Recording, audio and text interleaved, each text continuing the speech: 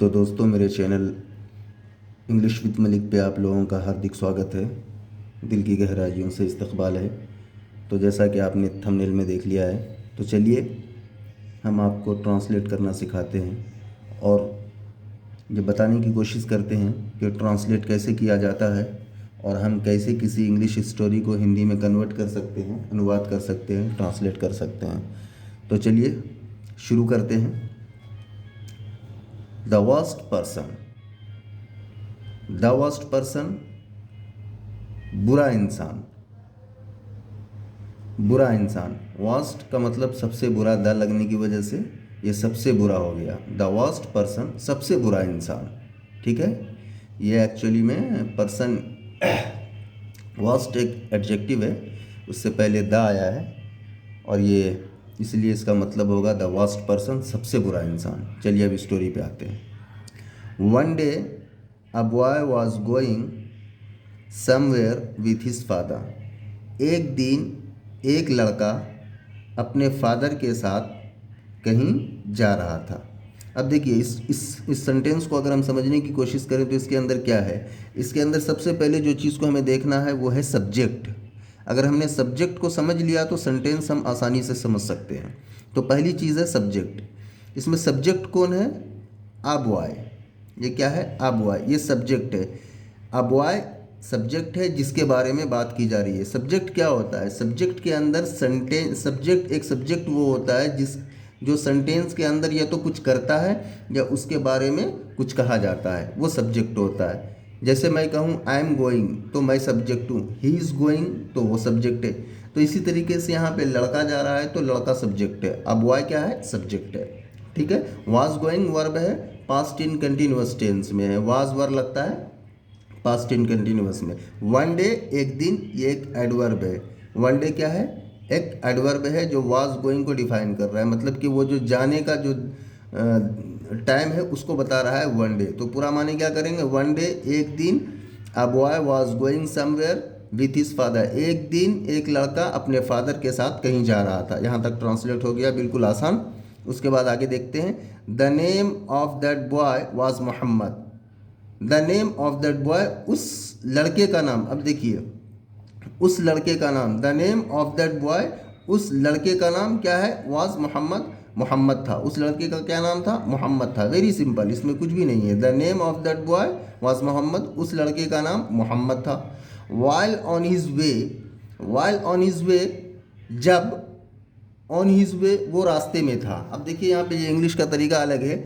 हमारे हिसाब से ऐसा लगेगा कि इन होना चाहिए, मगर यहाँ पे ऑन है। वाइल ऑन हिज वे, जब वो रास्ते में था। क्या था? जब जा रहा था वो रास्ते में था। ही हार्ड अ पर्सन, तो उसने एक शख्स को सुना, एक व्यक्ति को सुना। क्या सुना? कॉलिंग, कहते हुए।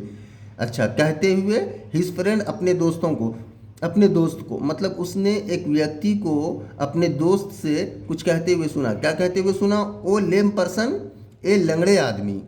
क्या कहते हुए सुना?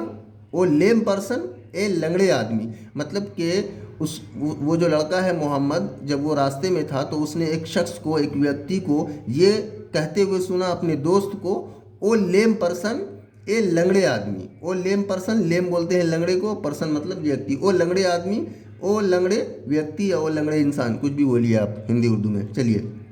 His friend did not like it. His friend, उसके दोस्त ने, डिड नॉट लाइक इट, इसको पसंद नहीं किया। मतलब किस बात को? कि उसके दोस्त ने इस बात को पसंद नहीं किया कि कोई उसे लंगड़ा कहे। हिज फ्रेंड, उसके दोस्त ने, डिड नॉट लाइक, तो पसंद नहीं किया किसको? इसको, इस बात को कि उसको कोई लंगड़ा कहे। ठीक है, वेरी सिंपल।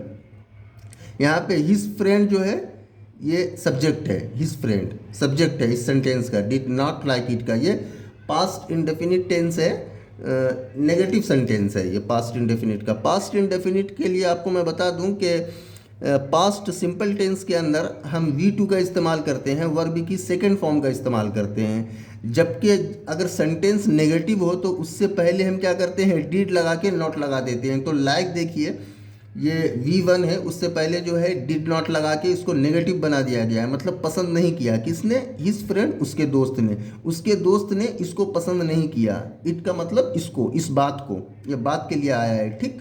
अच्छा, ही रिप्लाइड बैक, अब रिप्लाई बैक का मतलब होता है जवाब देना, यहाँ पे ही सब्जेक्ट है क्योंकि जवाब ही ने दिया है, जवाब देने का काम किसने किया, ही ने किया, तो यहाँ पे रिप्लाई कौन कर रहा है, ही कर रहा है, तो यहाँ पे सब्जेक्ट ही है, तो ही रिप्लाइड बैक, उसने जवाब दिया, कॉलिंग कहते हुए, क्या कहते हुए, द फर्स्ट वन, पहले शख्स को कहते हुए जवाब दिया, क्या कहते हुए जवाब दिया, ओ बाल पर्सन, ए गंजे आदमी, बाल का मतलब होता है गंजा, तो ओ गंजे आदमी, ओ का मतलब ए कर सकते हैं आप हिंदी में, ए गंजे आदमी, पर्सन, ए गंजे आदमी, एक गंदे व्यक्ति। अच्छा, the first one also did not like it, तो जो पहला वाला था जिसने के लंगड़ा कहा था अपने दोस्त को, उसकी बात हो रही है। द फर्स्ट वन मतलब जिसने पहले कहा था, द फर्स्ट वन, तो पहले वाले ने भी इस बात को, डिड नॉट लाइक इट, इस बात को पसंद नहीं किया, इसको पसंद नहीं किया, तो पहले वाले ने भी इसको पसंद नहीं किया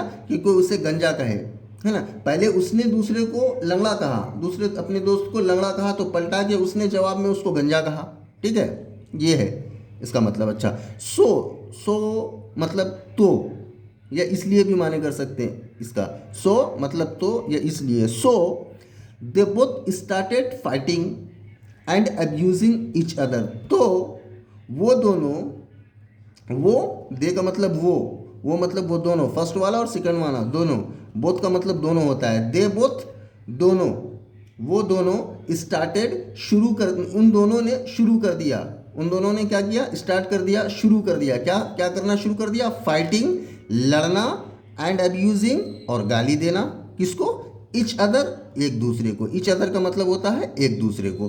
तो वेरी सिंपल सेंटेंस, बिल्कुल आसान है यहाँ पे। So they both started fighting and abusing each other, तो उन दोनों ने एक दूसरे से लड़ना और गाली देना शुरू कर दिया। ठीक है, यहाँ तक हो गया।